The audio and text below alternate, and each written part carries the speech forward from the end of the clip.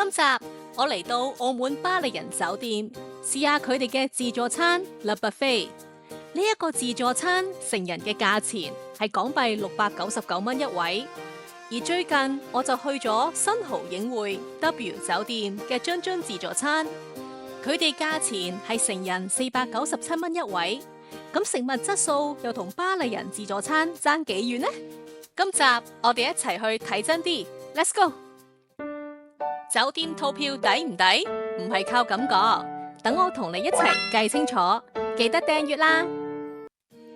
今次我係經過 KKday 訂呢個自助餐，價錢係港幣699蚊一位，已經包咗服務費同埋非酒精嘅飲品。訂完之後唔需要再打電話嚟確認，直接去餐廳報到就可以入座，其實都幾方便㗎。不過睇返巴黎人嘅官方網站，如果有金沙嘅會員折扣，價錢其實大概係698蚊，基本上同KKday都差唔多。不過就要自行預約啦。如果兩個人嚟食自助餐，大概係1398蚊左右。其實我喺 Expedia 嗰度見到有個酒店套票，價錢係大概1972蚊，入邊包咗1晚巴黎人嘅酒店房、雙人嘅早餐自助餐、巴黎鐵塔7樓嘅觀景台，同埋購買 TeamLab 沉浸式互動數碼藝術展覽7折嘅優惠。其實單獨訂房都要1308蚊，呢一個套票係房價加早餐加埋景點嘅優惠組合。佢哋嘅自助餐都喺 Le Buffet 嗰度食，時間係早上7點鐘至晏晝1點，足食足6個鐘。其實係有少少似倫敦人嘅漢堡角早餐形式。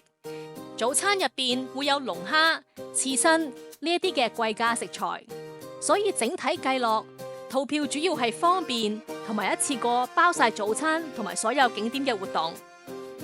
其實我之前都住過巴黎人酒店，當時候都影咗啲房間、泳池、健身室。泳池嘅同層仲有個兒童王國，俾啲片大家參考下。至於訂房嘅連結，我會擺喺資訊欄嗰度。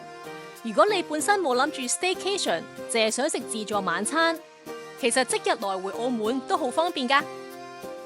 至於交通方面，今次我由香港都係坐金巴過澳門，過咗關之後就坐酒店嘅穿梭巴士，會先經過威尼斯人酒店，再到巴黎人酒店，總車程大概係20分鐘左右。落車之後就會直接到巴黎人嘅酒店大堂。如果之前嚟過巴黎人嘅朋友都可能記得，大堂以前有個好靚嘅噴水池。不過而家冇咗啦，成個大堂其實都幾開揚，仲會有啲真人表演 show， 可以邀請觀眾一齊玩。再行入去就會見到自助餐 Le Buffet 嘅門口啦。自助晚餐嘅時間係每晚6點至到10點鐘，由而家至到4月30號，主題係東南亞美食自助晚餐。餐廳嘅空間其實係非常之大。成個裝修係走法式嘅自助餐風格，座位之間嘅距離都算闊，整體嘅感覺都好舒服。目測大概有幾百個位左右，人多都唔會太擠迫㗎。我今次就要求咗靠窗嘅位置，張台係對住室外嘅巴黎鐵塔。晚上6點鐘至凌晨12點，鐵塔每30分鐘就有個燈光表演 show。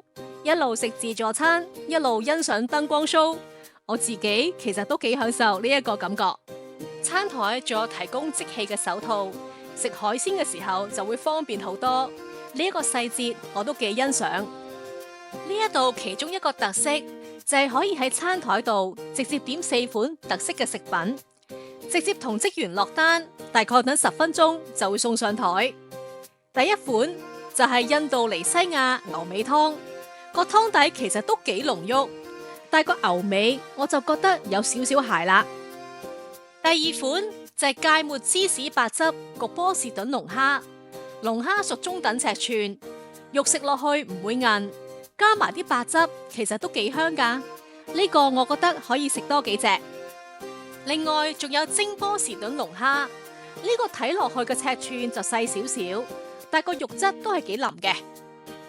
而最後一款就係煎鴨肝配甜包，鴨肝食落去都幾滑，而且仲要係大大塊，長度大概有9厘米，厚度就有2厘米。不過我自己就覺得煎得未算好香。其實呢一個餐台落單嘅形式有啲似倫敦人嘅漢堡角。至於自助餐嘅食物分佈方面，除咗日式料理同埋飲品區係2張獨立嘅台之外，其他大部分嘅食物都集中喺同一個區域。呢一個設計有好有唔好，好處就係如果想一次過睇晒所有食物，基本上行一圈就得啦，唔需要喺餐廳度四圍揾。但係相對地，如果人多嘅時候呢，嗰個區域就可能比較集中同埋熱鬧，攞食物嘅時候就會唔係咁方便。而家介紹日式料理區，今日嘅刺身就北奇貝、帶子、三文魚、油甘魚同埋淨魚。之前上網睇到話自助餐會有甜蝦，但今日就冇，所以我有少少失望。至於刺身嘅厚度，其實都幾厚切，每片大概有1.3厘米左右。自己就比較中意帶子啦，都幾大個噶，有5厘米咁長，食落去肉質都非常之好。刺身嘅種類有5款，以今日嘅價錢嚟講，其實選擇都唔算特別多，不過就勝在幾厚切嘅。至於整體嘅魚生質素，我就覺得係中等同埋中上水準啦。而旁邊就有排得好整齊嘅壽司卷，同埋有沙律同埋味噌湯。有一樣嘢我覺得幾值得讚嘅，呢度嘅山葵都幾新鮮，同出邊街食到嗰啲有少少唔同，感覺都幾特別。前菜係日式料理嘅基本步，呢度比較特別嘅就有櫻花魷魚。至於比較多人中意嘅凍海鮮方面，就分開咗2邊擺，咁樣可以分散人流，唔使全部客人集中喺同一個位置。見到有長腳蟹、龍蝦鉗、青口、蜆同埋螺。龍蝦鉗其實幾容易拆出嚟，不過食落去就有少少鹹水味啦。螺肉就幾爽口，蜆嘅味道都唔錯。至於長腳蟹呢，我就覺得水準比較一般。整體嚟講，呢度凍海鮮嘅質素中規中矩，唔係特別突出。其實旁邊呢一個大大煲嘅新加坡椰漿咖喱海鮮叻沙都係亮點之一。成煲入邊除咗見到好多海鮮之外，仲有個隱藏嘅重點位㗎。你見唔見到啊？入邊有鮑魚噶，鮑魚肉嘅長度有6厘米，唔算細噶啦，而切落去都好厚實，所以嚟到呢一度，千祈唔好唔記得夾啊！側邊見到個凍肉同埋芝士拼盤區，呢度嘅凍肉款式都唔少噶，而且好多都係自己現刨，仲有煙燻三文魚添。至於芝士方面，總共提供咗7款嘅芝士，其實都唔算少。而比較特別嘅就係呢度有一個刨芝士器，可以自己即場刨啲芝士片出嚟。呢樣嘢喺一般嘅自助餐都比較少見，算係一個幾得意嘅細節位。講到芝士區，一定要提呢一個明星位啦。同漢堡角一樣，呢度都有烤瑞治拉可雷特芝士。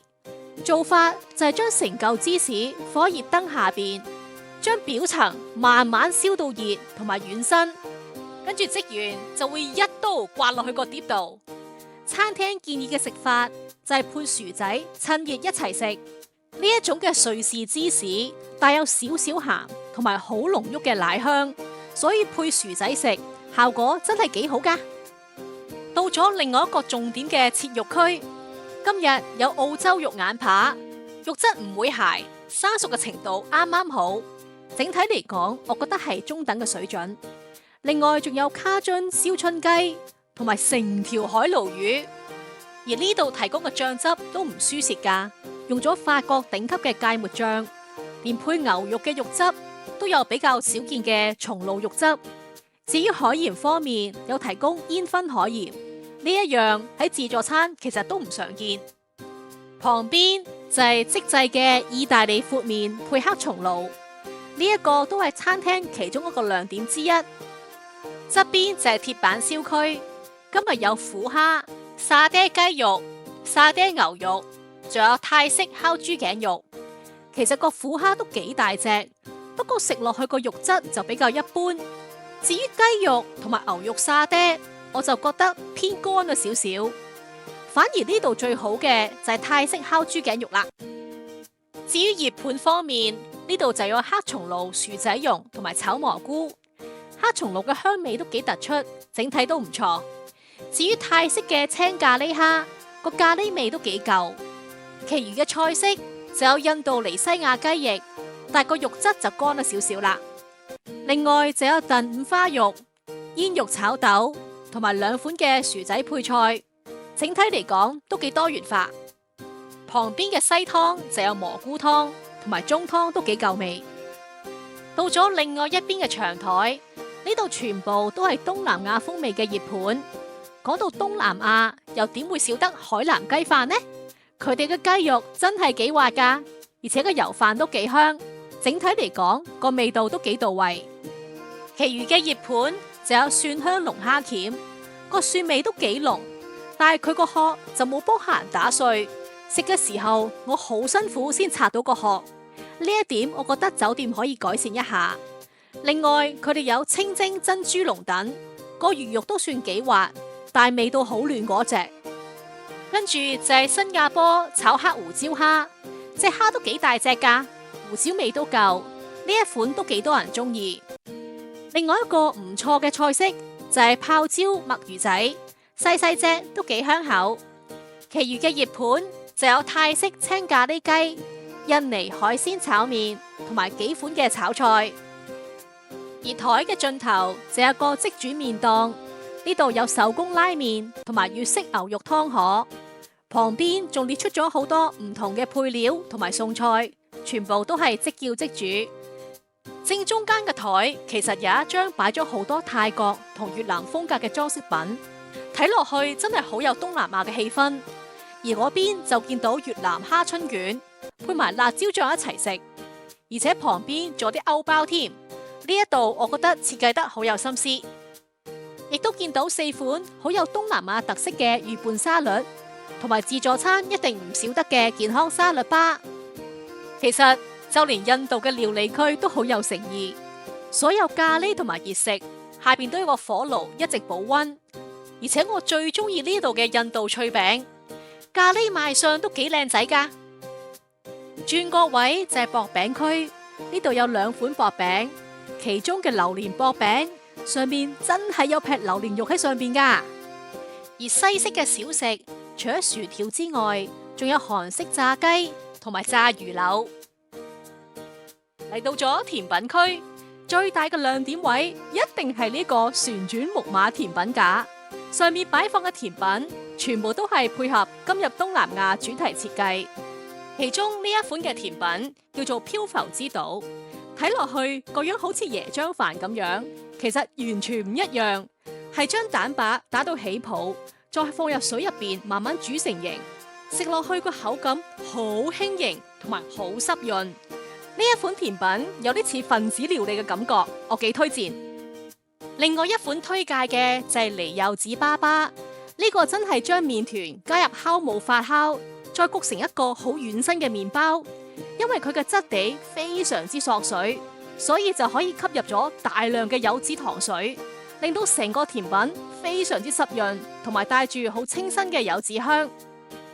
其餘比較有啲特色嘅甜品就包括做成咗3D 嘅木糠布甸，另外有粵式奶凍同埋泰國奶茶布甸。如果中意層次感分明嘅，呢度仲有黑芝麻意式奶凍，另外仲有一款法式焦糖燉蛋，表面可以即場敲碎焦糖，口感非常之香脆。至於擺喺外邊嘅蛋糕仔，全部都係細細件嘅款式，最搶眼嘅就一定係呢幾個馬卡龍塔啦。色彩非常之繽紛，基本上大人細路都會中意。而佢嘅馬卡龍食落去口感都算煙韌，我覺得幾唔錯。呢一款外形成隻粉紅色火烈鳥造型，睇落去都幾吸睛。其實佢係茉莉香白桃慕斯蛋糕，中間嗰層有一層白色嘅白桃餡，食落去口感都幾輕盈。至於味道最特別嘅就係呢一個粟米忌廉爆谷，食落去嘅時候粟米味道都幾濃，整體嚟講都幾特別。如果想試啲新奇嘅甜品，我建議大家試下呢一款。另外仲有2款水果造型嘅蛋糕，外形成個蘋果同埋桔仔，睇落去都幾精緻可愛噶。入邊係忌廉質地比較流心嘅口感，同一般嘅蛋糕有啲唔一樣。